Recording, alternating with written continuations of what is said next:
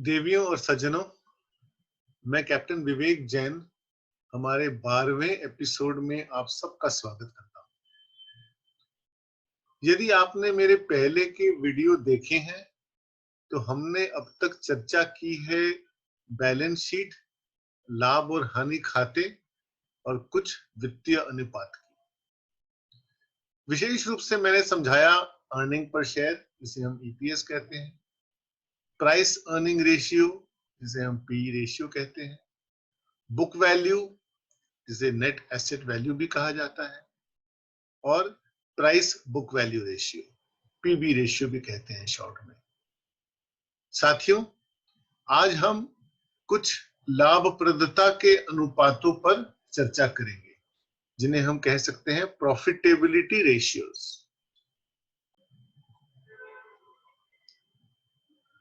साथियों, अब मैं अपना प्रेजेंटेशन शुरू करता हूं।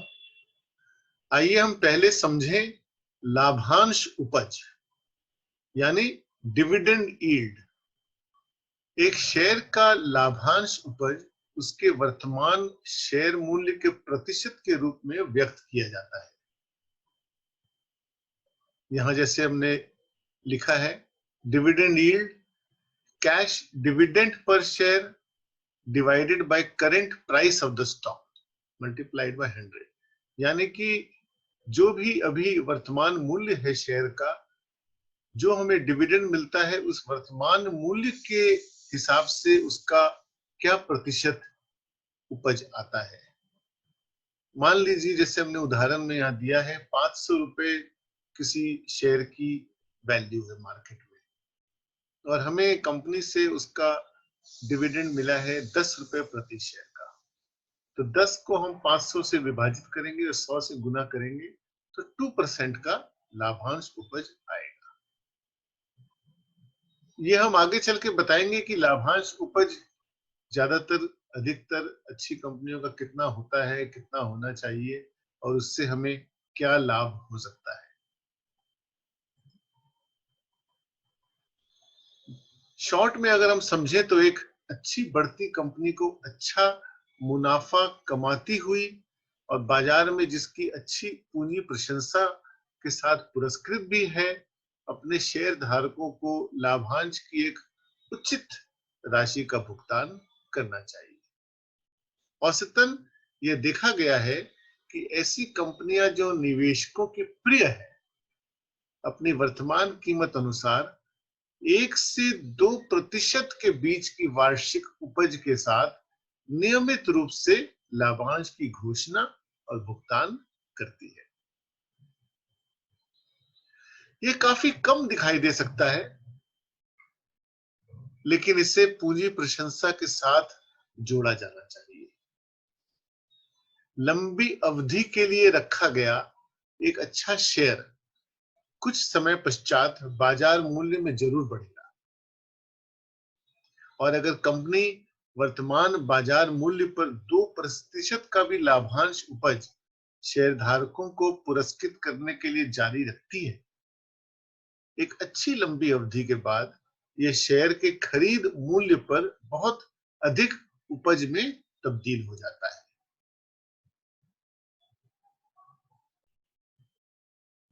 लाभांश उपज का उदाहरण मैं आपको यहां देता हूं। मान लीजिए कि मैंने वर्ष 2010 में 100 रुपए की कीमत पर शेयर खरीदा था। 2010 में मुझे केवल 2 रुपए प्रति शेयर का लाभांश मिला, जो कि वर्ष 2010 के बाजार मूल्य के हिसाब से 2% की उपज थी। वर्ष 2020 तक 10 वर्षों में मान लें कि शेयर की कीमत में 18% प्रति वर्ष की पूंजी प्रशंसा हुई है, जिससे वर्ष 2020 में उसका मूल्य 5,000 रुपए तक 500 रुपए तक पहुंच गया है। यदि कंपनी लाभप्रदता बनाए रखती है, वर्तमान बाजार मूल्य पर 2% की उपज जारी रखती है, तो मैं वर्ष 2020 में 10 रुपए के लाभांश की उम्मीद कर सकता हूं। अब ये 10 रुपए का लाभांश वर्ष 2010 के मेरे मूल खरीद मूल्य 100 रुपए पर 10% की उपज बन जाती है। साथियों, लंबी अवधि के लिए अच्छी कंपनी के शेयरों को रखना, यही एक विशेष लाभ देता है। अब हम चर्चा करेंगे सकल लाभ मार्जिन और शुद्ध लाभ मार्जिन की, यानी gross profit margin and net profit margin. असल में यह लाभ की राशि है, ग्रॉस लेवल पे या नेट इनकम लेवल पर कंपनी द्वारा बिक्री के प्रतिशत के रूप में उत्पन्न किया गया है। इसका उद्देश्य किसी कंपनी की आय में निरंतरता या बढ़ती या गिरने की प्रवृत्तियों का पता लगाना है। पहले हम नेट प्रॉफिट मार्जिन को लेते हैं। एक बढ़ता लाभ मार्जिन सकारात्मक निवेश की गुणवत्ता दिखाता है। एक तरह से एक कंपनी की आय की गुणवत्ता और विकास ही उसके शेयर के मूल्य को चलाते हैं। शुद्ध लाभ मार्जिन प्रतिशत के रूप में शुद्ध लाभ को हम कुल बिक्री से विभाजित करके 100 से गुना कर देते हैं। उदाहरण में देखिए, किसी कंपनी की कुल बिक्री अगर 2000 करोड़ की है और उसका शुद्ध लाभ 200 करोड़ हुआ, तो 200 को हम 2000 से विभाजित करके 100 से गुना करेंगे तो हमें 10% का नेट प्रॉफिट मार्जिन मिलेगा। Return on assets, return on assets को हम अब समझते हैं। यह अनुपात यह इंगित करता है कि कंपनी अपनी कुल संपत्तियों की अपेक्षा कितनी लाभदायक है। यह अनुपात दिखाता है कि प्रबंधन लाभ कमाने के लिए कंपनी की कुल संपत्तियों को कितनी अच्छी तरह से नियोजित कर रहा है। रिटर्न जितना अधिक होगा, उतना ही अधिक कुशलता प्रबंधन अपनी संपत्ति आधार का उपयोग करने में दर्शाता है। आरओए अनुपात की गणना में शुद्ध आय की तुलना औसत कुल संपत्तियों से की जाती है और इसे प्रतिशत के रूप में व्यक्त किया जाता है। उदाहरण देखिए, रिटर्न ऑन एसेट्स प्रतिशत में नेट प्रॉफिट को एवरेज टोटल एसेट से विभाजित करते हैं और 100 से गुना करते हैं। उदाहरण में हमने दिया है कि अगर किसी कंपनी की टोटल एसेट्स 1000 करोड़ की है और उसे नेट प्रॉफिट 200 करोड़ का हुआ है, तो 200 को हम 1000 से विभाजित करके 100 से गुना करेंगे तो 20% हमको रिटर्न ऑन एसेट्स मिलेगा।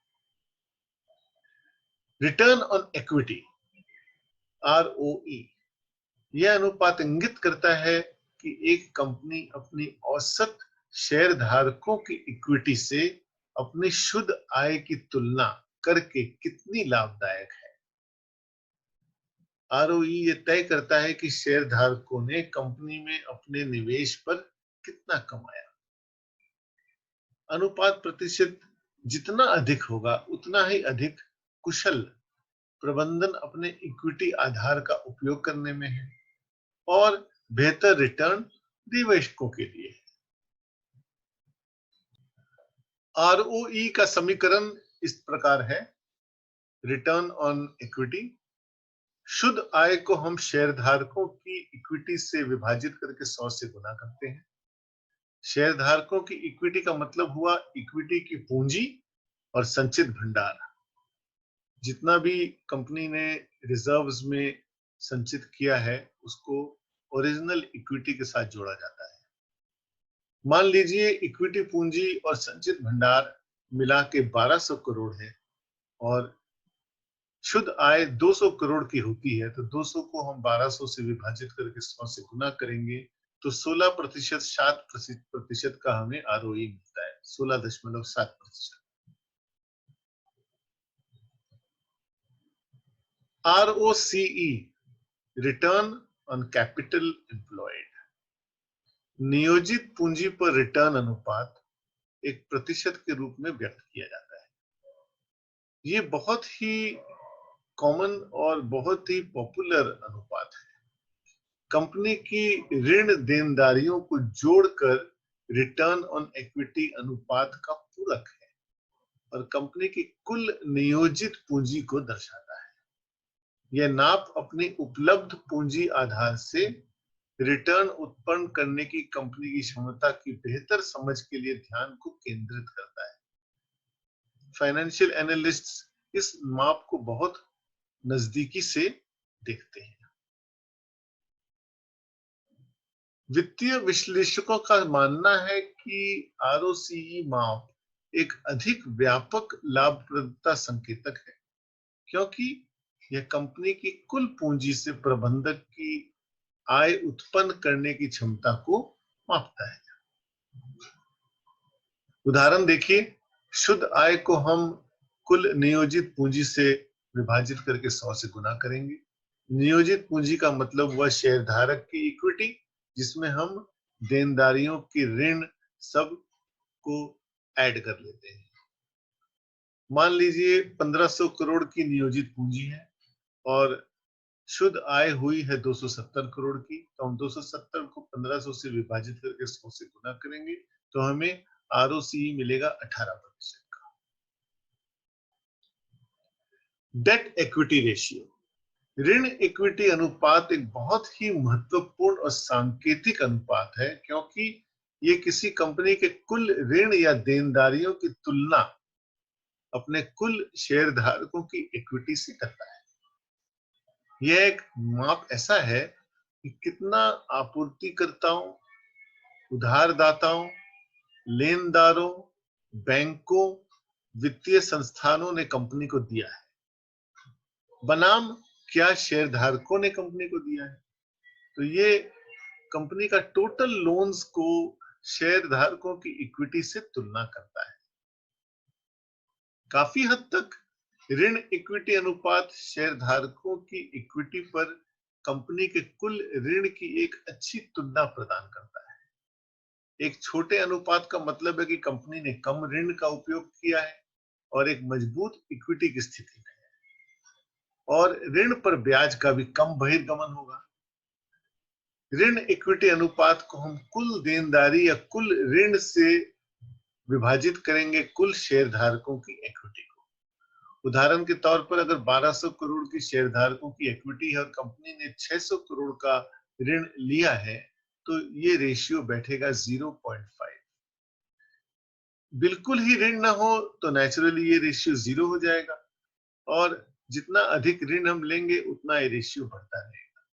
तो फाइनेंशियल एनालिस्ट का मानना है कि एक कंपनी में थोड़ा बहुत ऋण तो लेना ही पड़ता है। कुछ कंपनियां हैं जो बिल्कुल भी ऋण नहीं लेती हैं, लेकिन 0.2 से 0.5, 0.6 तक अगर रहे तो ये माना जाता है कि ठीक है। जब हम ब्याज के बहिर्गमन के बारे में बात करते हैं, तब ब्याज कवरेज अनुपात का संक्षेप में उल्लेख करना अच्छा होगा। ब्याज कवरेज अनुपात का उपयोग यह निर्धारित करने के लिए किया जाता है कि कोई कंपनी बकाया ऋण पर ब्याज खर्च का कितनी आसानी से भुगतान कर सकती है। ब्याज कवर का उदाहरण यह है, इस अनुपात की गणना कंपनी की आय को ब्याज खर्च द्वारा विभाजित करके की जाती है। जितना अधिक अनुपात होगा उतना ही बेहतर होगा। ब्याज कवरेज अनुपात कंपनी की कुल आय को हम ब्याज से विभाजित करके पाते हैं। उदाहरण के तौर पे अगर ब्याज कवर अनुपात में जैसा उदाहरण हमने दिखाया है, अगर कंपनी की आय 300 करोड़ की है और ब्याज 60 करोड़ का देना पड़ रहा है, तो ये ब्याज कवर 300 को 60 से विभाजित करेंगे तो 5 होगा। ये इंटरेस्ट कवर रेशियो ऐसा माना जाता है कि कम से कम 2 तो होना ही चाहिए। 2 के ऊपर हो तो बहुत ही अच्छी बात होती है। इसका मतलब ये दर्शाता है कि कंपनी के पास कितनी क्षमता है अपने ब्याज को कवर करने की। साथियों, हम अपने आगामी एपिसोड में एक कंपनी की वित्तीय ताकत की गुणवत्ता को दर्शाने वाले कुछ और महत्वपूर्ण अनुपातों पर चर्चा करेंगे और समझेंगे। तब तक कृपया कुछ कंपनियों की वित्तीय तत्वों का अध्ययन करें। यह आपको कई वेबसाइट से मिल जाएंगे, और आज चर्चा किए गए अनुपातों को व्यवहारिक रूप से समझ लें। विभिन्न कंपनियों के बीच तुलनात्मक अध्ययन के लिए विभिन्न अनुपातों के साथ एक अच्छा परिचय आवश्यक होगा और किसी भी कंपनी की वित्तीय शक्तियों और कमजोरियों को समझने के लिए भी यह जरूरी है। देवियों और सज्जनों, यदि आपको यह चर्चा दिलचस्प लगी है तो कृपया इस चैनल की सदस्यता लें अगर आपने अभी तक नहीं ली है। इससे आपको मेरे सारे एपिसोड्स ठीक समय पर दिखेंगे। प्रदान किए गए जगह में अपनी टिप्पणियां और प्रश्न भी डाल दें। मैं उन सभी का उत्तर देने का प्रयास करूंगा। आपसे फिर जल्द मिलते हैं। आपका दिन शुभ हो।